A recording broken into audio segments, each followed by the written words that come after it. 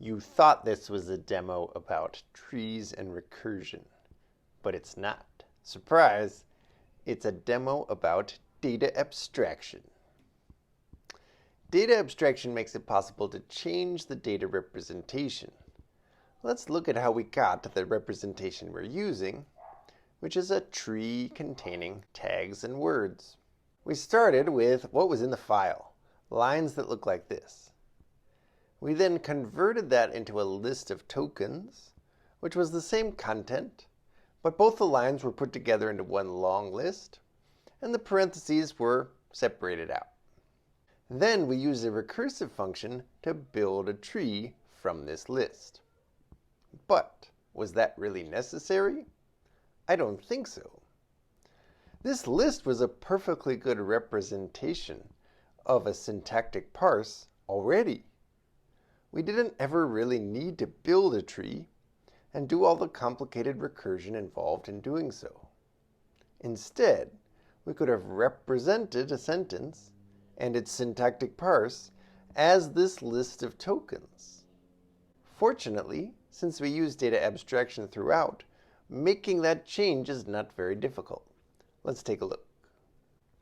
So here's our code, which defines the tree data abstraction, has a few utility functions built on that tree abstraction, defines our syntax data abstraction, starts with some examples, reads in some sentences, and then has a whole page of code that converts a list of tokens into a tree by recursively building things up. And I'm pretty sure this was the most complicated part of the whole program. Then there are many things built on that representation. I didn't even show you some of these before, but there's a function to print out a parse tree by generating a string from the tree, which is another recursive operation.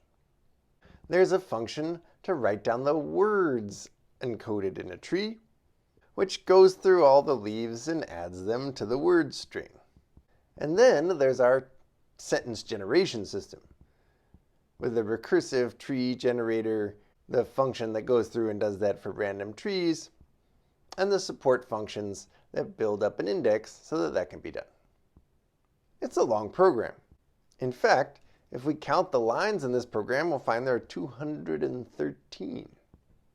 What I'm suggesting is that this would be simpler if we just deleted the tree abstraction. And we'd read sentences in the same way to get lists of tokens. But when it's time to build a parse tree, instead of a whole page of code to do it, we just return the list of tokens. That's our representation of a parse tree now. Now we're not done. We need to update the implementation of our data abstraction. What happens when it's time to build a phrase out of a tag and some branches? Well, I have to build a token list for that, which has to start with a parenthesis, and then the tag, and then all the branches. I'll use sum to concatenate the branches lists together.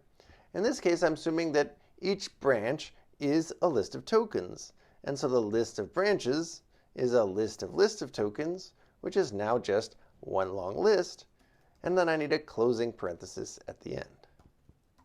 If I wanted to build a word, I'd just return open parenthesis, the tag, the text, and a closing parenthesis. How do I find the tag of either a word or a phrase? Now there's no special case. I just return the element at index 1 of this list of tokens, assuming that the element at index 0 is an opening parenthesis. And what about the text? Well, if this is my representation, then the text is at index 2. The last piece we need to handle is that we've been treating syntactic parses as trees throughout our program. What do I mean by that? I mean that we've been calling branches and leaves. And I'll bet there's an occasional isLeaf. Oh, there it is. So if we want to switch data abstraction implementations, we're going to have to still support that tree-like behavior. which we can add in right here. We need to be able to take the branches of some phrase or word. If T is a leaf, then there are no branches. Otherwise, T is a list of tokens. How am I going to build a bunch of shorter lists of tokens from that? Well, I just look for matching parentheses. Here's the implementation. We're going to build up the current branch. We're going to build up all the branches, which is a list of the branches that we find. We'll find a branch whenever it's the case that we've opened one more parenthesis, the one at the very beginning, than we've closed. So we need to keep track of how many parentheses have been opened. And we'll say one's opened already because I'm not going to start at the very beginning. First the open parenthesis, then the tag. After that, I find my branches. Every time I find an open parenthesis, I keep track of that fact. Every time I find a closing parenthesis, I keep track of that fact, and if now there's exactly one that's open, I store the branch and start a new branch. And the only thing I've left out is that the branch needs to contain the tokens. So the shift in the structure of my program is that instead of spending a lot of time building parsed trees that are tree structured at the beginning, I just have lists of tokens, and whenever anyone asks for the sublists, the branches within that, I just go find them by matching up parentheses. And this requires an implementation of isLeaf. When is a list of tokens a leaf? Well, when it has just a tag and a text in it.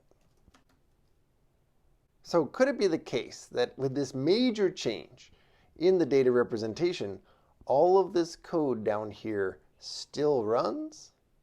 And the answer is yes, it does. Okay, which one do you like best of the ones that are left?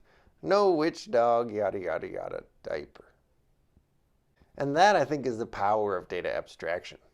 If I had written all of these in terms of list slicing in order to get the parts of the tree that I want, I would have a very hard time shifting from one data representation to another. But here I was able to do it just by deleting the tree code and implementing a new way of getting branches and checking if something is a leaf. And is the whole thing shorter? Now it's only 190 lines long. Seems like an improvement to me.